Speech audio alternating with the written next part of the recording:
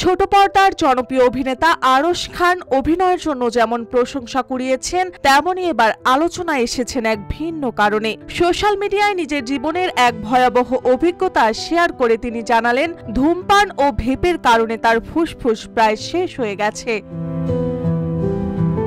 রোববার বিকেল ৫টা ১০ ফেসবুক ভেরিফাইড পেজে একটি স্ট্যাটাস দেন আরশ খান। সেখানে তিনি লিখেছেন, স্কুল জীবনে বন্ধুদের সঙ্গে ফ্লেক্স করতে গিয়ে প্রথম সিগারেট ধরেন। সেই অভ্যাস টেনে এনেছে ১৯ বছর। তার ভাষায় ১৯ বছর শেষ, আমার ফুসফুসও প্রায় শেষের দিকে।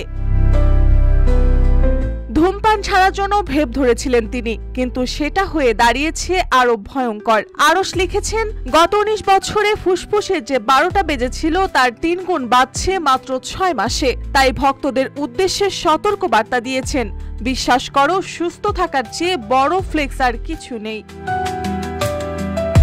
তিনি আরো জানান, ধূমপান ছেড়ে দিলে ফুসফুস স্বাভাবিক হতে প্রায় ৯ মাস সময় লাগে, তবে কিছু ক্ষতি কখনোই পূরণ হয় না। আর ভেপের ক্ষতির বিষয়ে তার স্পষ্ট মন্তব্য, ভেপের দ্বারা ফুসফুসের যে ক্ষতি হয় তার কোনো চিকিৎসা নেই, কোনো ওষুধ নেই, পুরো জীবনের জন্য ওই অংশ অকেজো হয়ে যায়।